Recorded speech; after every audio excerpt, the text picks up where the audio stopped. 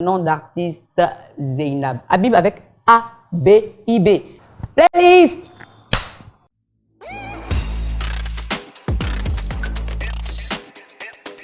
Je préfère commencer par le début. Pour moi, ça sera plus facile parce que les émotions, il faut que ça vienne de la source en fait. Il faut que je sente ça monter pour ne pas me tromper.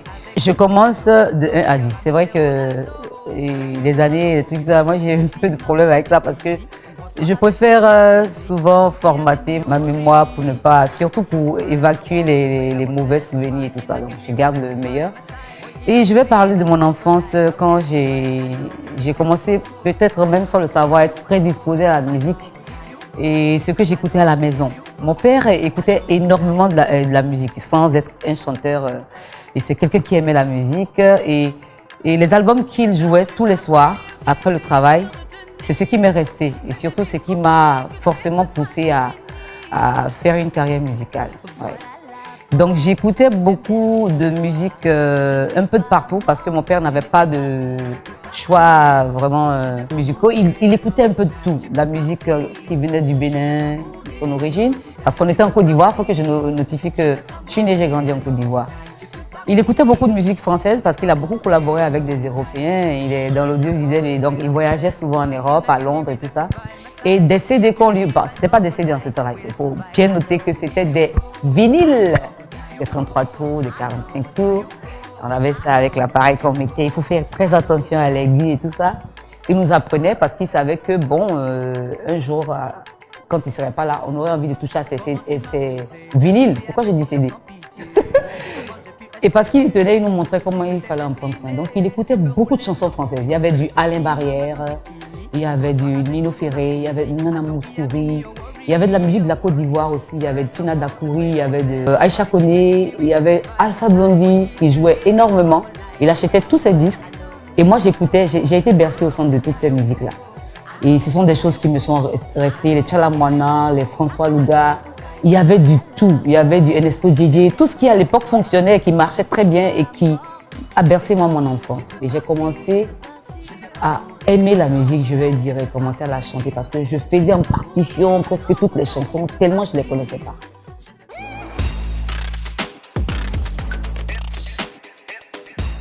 J'aimais beaucoup de ces chansons, Banane Poyo, Jérusalem, Apartheid is Nice. Il y avait plein de morceaux, mais je vais dire, un son qui m'a marqué, que je chante jusqu'à aujourd'hui quand je vais dans les karaokés, c'est Fanta Diallo.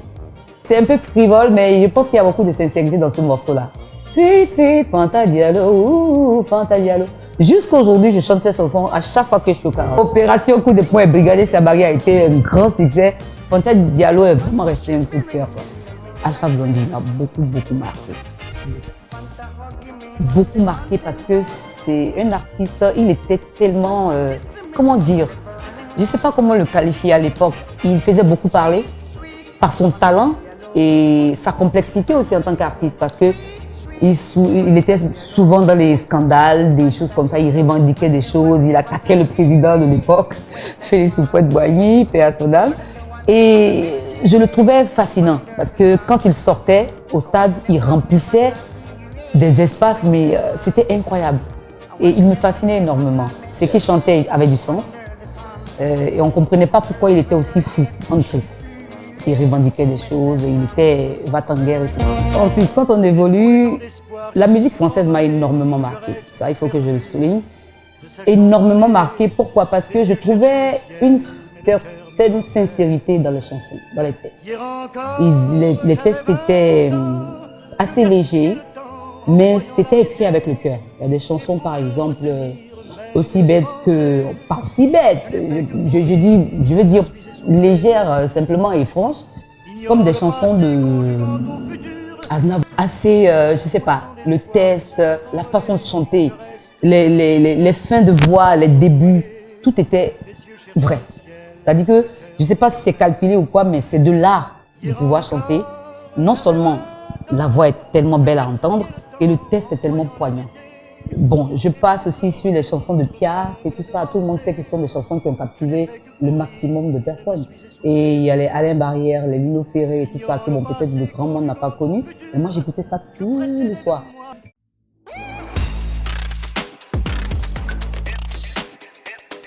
Au numéro 3, je vais évoluer maintenant dans les autres artistes ivoiriens et je vais pousser aussi vers les artistes genre, on va dire du Sénégal, Youssou N'Dour, que mon père jouait beaucoup parce que en vogue à l'époque aussi, Ismaël.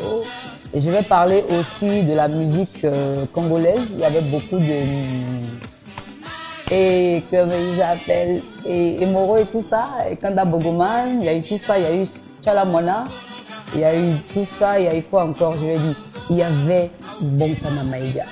Marie et tout, pour le bango, pardon, aujourd'hui, je parle mal la langue, mais ce sont ces chansons-là qui, tous les soirs, quand mon père les jouait, dans n'importe quel état où j'étais, après l'école, ou soit j'étais en train de manger, ou soit j'étudiais, et mon père écoutait ça juste pour se relaxer. Et moi, je me disais, je pense qu'un jour, je serai une chanteuse. En position 4, je vais mettre aussi la musique américaine. Parce qu'en ce temps-là, mon frère est devenu DJ.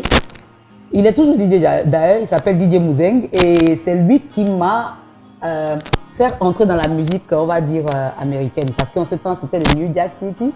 Il y avait le LL Cool J qui était très en vogue à l'époque. Michael Jackson tournait à fond, et puis il y avait les MC Hammer, You Can't Touch It et tout ça, on écoutait ça. Et il y avait les, bon enfin, ils sont toujours là parce qu'ils ont bien évolué. Mary J. Blige et tout ça là, qui faisait un carton. Et cette musique-là, je suis entrée là-dedans. Je pense que ils sont les ramifications après des Jennifer Lopez, Ashanti et tout ça qui sont sortis après. Avec les Jaru qu'on a connus après, au moment où nous-mêmes on est rentrés maintenant dans la chose. Et on a commencé à faire une carrière solo. J'aimais le feeling, je voyais que ce qu'il faisait avait du punch parce qu'il était assez chaud. C'était quelqu'un d'assez vive dans ma façon de faire, donc j'aimais ça, mais je ne me suis jamais identifiée à un artiste américain, jamais. Et j'ai commencé à aimer le style d'un artiste parce que je voyais que ma voix, quand je parle, les gens disent « parle comme un homme ». Je n'ai pas une voix aiguë de femme et tout ça là, donc j'ai beaucoup aimé le style de Tracy Chapman, que je reprenais souvent dans les orchestres. J'ai trouvé peut-être un match avec sa voix et la mienne. Je me suis toujours dit, quand je chantais, je me dis, mais comment ils arrivent à aller dans des octaves et tout ça, les autres chanteuses? J'arrivais pas à atteindre cela. C'est après, en travaillant, que j'ai pu le faire. Mais je me trouvais bien en interprétant les morceaux de Tracy Chapman. Don't you know, talking about the revolution. Je trouvais que c'était, voilà. En 6e position, on est entré maintenant dans la phase où je suis arrivée au Bénin et que j'ai rencontré quelqu'un. La première personne avec laquelle j'ai vécu à l'époque, ceux qui sont dans le milieu le connaissent. Lui, il m'a initié au jazz. Il m'a initié au jazz parce qu'il m'a dit, ta voix, essaye le jazz, tu vas voir ce que ça va t'apporter. Ça va beaucoup t'apporter. Et il m'a fait découvrir Ella Fitzgerald. Et j'ai découvert Nina Simone aussi, j'ai vu que c'était un monde musical, c'était quelque chose de formidable. Je me suis dit, mais toute la musique qu'on écoute qui est déjà bien rythmée, tout ça là, qui est carré, que tout le monde connaît, attends, il y a autre chose qui est sur du 3 temps, qui est de la valse, qui est de, comment on appelle, non, pas valse, le jazz, qui était des temps qu'on ne comprenait pas, tu vois, ça partait de... Et tu sais pas là où tu prends après. Et ça, pour moi, à un moment donné, je me suis dit, mais je connais rien en fait. Puis, je me suis dit, quand on m'a fait apprendre le A-Train, You must take the A-Train to go to sugar, mais j'ai galéré avec cette chanson. Et puis après, il fallait chanter What you want, baby, I've got it. Tout ça, je me suis dit, mais tu étais dans zéro, quoi. You must take the A-Train to go to sugar. Ça a été vraiment une galère, mais à chaque fois que je chantais, il me dit, c'est pas bien la partie là, refais, écoute bien comment elle l'a fait, écoute bien. Et après, il y avait un cabaret à l'époque très connu où il m'amenait pour me tester. Eux, ils jouaient et quand ils voyaient qu'il y avait un peu moins de monde, parce que j'étais super, mais maladivement timide à l'époque, qu'ils me faisaient monter sur scène quand il y avait peut-être 2, 3, 4 personnes qui ont bu. C'est pas pour qu'ils m'écoutent, mais c'est pour que je me retrouve sur une scène, hein, en situation réelle, pour chanter. Et je me mettais à chanter et ils me regardaient dans le coin. Non, vas-y, fais ça. Position 7, je vais dire que j'ai découvert aussi une autre musique, Mario Canonge. Toujours par la même personne qui, après le jazz, m'a dit écoute du Mario Canonge. Est-ce que tu as songé de nous tenir 15 ans, t'es tous les deux, nous t'es bien innocents. C'est un peu une sorte de jazz musique qui a été adaptée par cet artiste-là. Formidable, où tu apprends aussi. Sans être dans une école, un conservatoire, quand tu apprends sur le tas, je pense que ce sont des personnes à écouter. Pour avoir le temps, savoir anticiper sur le truc. Laissez-nous parler. Quand tu maîtrises ça, il n'y a pas l'improvisation dans laquelle tu ne peux pas chanter. J'ai commencé le cabaret. Je suis allée maintenant moi-même dans les cabarets. J'ai été avec un orchestre. J'ai travaillé au Novotel Orisha pendant 3 ans. J'ai animé le cabaret pendant 3 ans tous les soirs de 19h à 22h. Et là, j'ai rencontré des musiciens passionnés. On ne vivait de rien, on n'avait pas un sou, mais on marchait pour aller au boulot, on rentrait à la maison, le cœur plein de satisfaction. On se disait, wow, j'ai reçu des applaudissements, j'ai pu chanter Mario Canonge, j'ai pu chanter du Ella Fitzgerald, du Iwasado et tout ça, et les gens, ils ont apprécié. Et ça, c'était quelque chose de fort. Après là, j'ai enchaîné sur le Sheraton de l'époque, j'ai fait le Sheraton d'abord avant de faire le Novotel. Après là, j'ai enchaîné sur le karaoké bar. Où la plupart m'ont connue. Et là, ça a été ma scène. C'était comme si j'étais Zénab, chanteuse et validée, certifiée, connue. Parce que tous les soirs, je me déplaçais comme si j'avais un spectacle à donner en tant qu'artiste. C'est vrai que je chantais les morceaux des chanteurs connus, mais pour moi, c'était la musique et c'était ma voix. Ma voix à écouter, c'était ma présence scénique.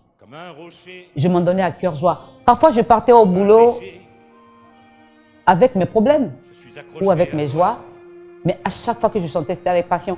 Parfois, je vivais des choses où je me mettais à pleurer sur scène sans savoir. Et les gens, pour eux, c'était... J'en parle, je me rappelle aujourd'hui parce que oui, j'avais des soucis à l'époque. J'étais jeune, je ne savais pas là où j'allais. J'étais avec ma mère, j'étais avec mes enfants qui allaient à l'école. Et je me disais, je fais quoi? Et il fallait que je sois au boulot à 19h, je finisse à 22h. Et parfois, quand j'étais sur scène en train d'interpréter un morceau, quand je chantais par exemple une chanson de Serge Lama qui disait « Je suis malade, complètement malade, comme quand ma mère sortait le soir et qu'elle me laissait seule avec mon désespoir. » Je pleurais. Je pleurais. Pour moi, c'était les paroles que je chantais à chaque fois dans des chansons, non seulement anglaises ou françaises, me faisaient coup. Position 8, maintenant après le karaoké, là je suis rentrée maintenant dans ma carrière solo, proprement dit, parce que mon premier album est sorti en 2002 et j'ai enchaîné plus tard sur un album en 2004, celui que j'ai fait avec Loko Akanza. J'ai que 3 albums, incroyable, mais les gens disent elle doit avoir 15, 20 albums, non. J'ai que 3 albums, je prends mon temps, je ne m'exprime pas quand j'ai rien à dire. Et puis je ne suis pas dans le conformisme, je copie rien, j'ai mon style. Je suis de nature quelqu'un qui n'aime pas la pression. Je me sens bien quand je suis en symbiose avec moi-même. Donc voilà, je fais les choses comme je le sens, au feeling. Et chaque album a compté, non seulement peut-être pour m'améliorer, on va dire, Intori. Intori a été pour m'améliorer parce que quand j'ai réécouté l'album, je me suis dit « Oh, pourquoi tu as chanté comme ça, ici, là, il fallait mettre un peu plus d'émotion. » C'est vrai que j'ai eu plus de pression sur l'album 2004. Celui que j'ai fait avec Loko parce que j'étais devant un maître. Et Loko était intransigeant. À chaque fois que je chantais, il me disait « Reprends, refais, si, le test là, ici, réécris. » Je lui ai dit « Mais trouve-moi des paroliers. » Il m'a dit « Tu vas écrire toi-même. Tu écriras tes tests toi-même. Tu vas voir. » Ça va être fun. Nanou est une belle jeune femme. Avant-dernière, je vais parler de mon expérience maintenant avec Boss Player. Oui, parce que je pense que je suis restée silencieuse entre 2004 et 2011. Pour cause, j'ai traversé une période assez compliquée, on va dire. J'ai appris à recentrer les choses. C'est-à-dire que bon, la fille, c'était un éternel recommencement, il faut dire. Hein. Vous avez des conceptions, des choses, et puis après, vous êtes obligé de modifier. Surtout si vous avez la passion de la chose, et il faut vivre, il faut exister. Il ne faut pas se décourager, il faut continuer à se battre, il faut se reformater, il faut voilà. Et donc, après 2011, je me suis dit, bon, je vais expérimenter autre chose. J'ai été contactée par Boss Player j'ai répondu favorablement à leur requête. Et puis bon, on a vécu une expérience très intéressante où j'ai peut-être fait une transition entre la Zénab qui faisait du R&B à l'époque et celle qui a commencé à mélanger le high life et aller vers la musique urbaine. D'où I Know Go Die, d'où la chanson avec la collaboration avec Shadow Priest et tout ça, qui est une très belle expérience d'ailleurs. Et voilà. J'étais presque étonnée même d'arriver dans des collèges ou aller pour des showcases et voir des jeunes sauter quand j'arrivais. Je me suis dit, oh, c'est comment? J'ai compris en fait sans le vouloir ni faire exprès que je suis restée en fait un enfant quoi. Mes agissements étaient assez fluides, les jeunes se reconnaissaient en moi. Vas-y, je me mets à danser, je me mets à m'amuser comme ça, comme eux, sans savoir l'âge que j'avais. Et puis ils kiffent, ils aiment. Et des jeunes qui ont l'âge de mon premier fils, que tout le monde connaît, ils sont fans, ils aiment ce que je fais. Et quand ils me voient, ils me disent « Ah, Tata Zénab et tout ». Ils ne m'appellent même pas maman. Hein. Ils disent Tata Zénab, ah vraiment je kiffe. Je me dis ah oh. Les enfants c'est comment? Et puis je me sens bien avec eux aussi.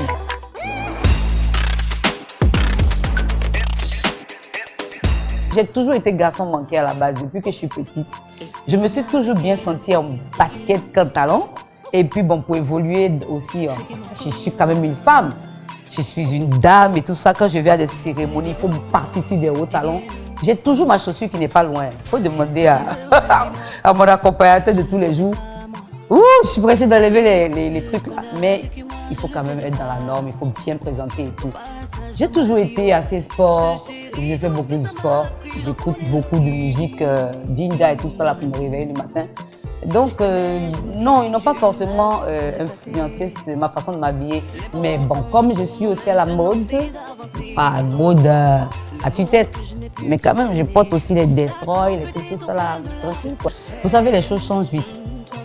Les choses changent extrêmement vite. Donc, moi, je pense qu'aujourd'hui, la musique nigériane qui influence tout le monde entier aujourd'hui, on va dire la vérité, que ce soit américaine, chinoise, partout, on sent la musique nigériane qui, il y a quelques années, n'existait absolument pas.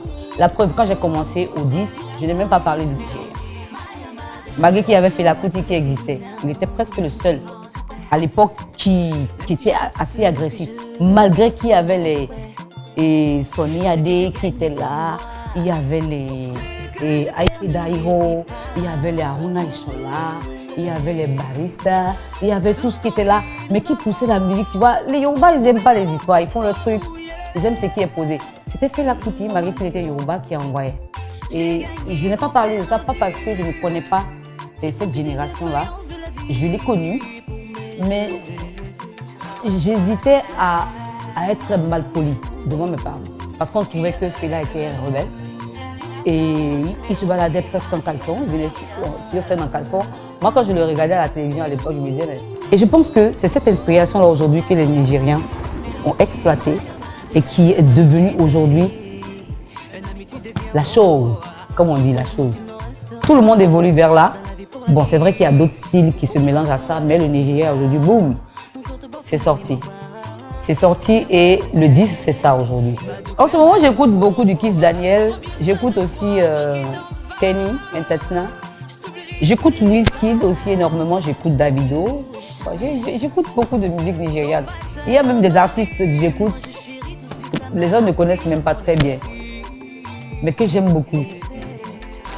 J'écoute presque tout. Quand je vois un nouveau son, je Shazam, je mets ça dans ma playlist. Je pense qu'ils vont forcément trouver leur voix. S'ils sont passionnés, parce qu'il faut avoir la passion de la chose. Si on n'a pas la passion, on essaie de copier ce qui se passe et puis on se perd. Mais s'ils ont la passion, ils vont forcément orienter les carrières vers quelque chose qui va... Ça là seulement là, je ne peux pas dire. Sincèrement, c'est sans langue de bois, je ne peux même pas dire. Parce que je ne sais pas si la personne est déjà là. C'est vrai que j'ai vu beaucoup de filles, des chanteuses sorties que j'ai certainement influencées. Parce que je peux voir dans leur façon de s'habiller ou la niaque qu'elles ont surtout dans la carrière de vouloir y aller.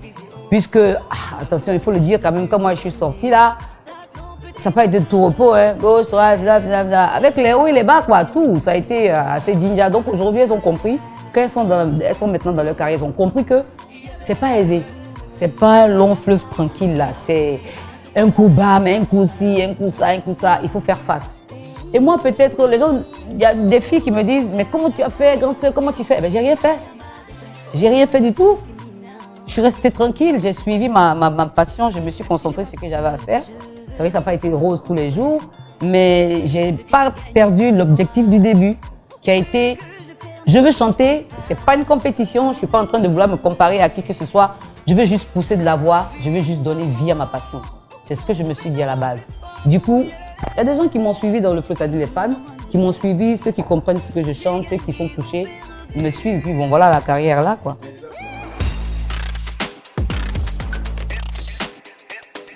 Qui est-ce que j'aimerais voir? Bon, je vais dire par élimination. Hein. Ah! C'est qui? Il y a beaucoup de trucs qui défilent dans ma tête comme ça. Tu vas attraper qui?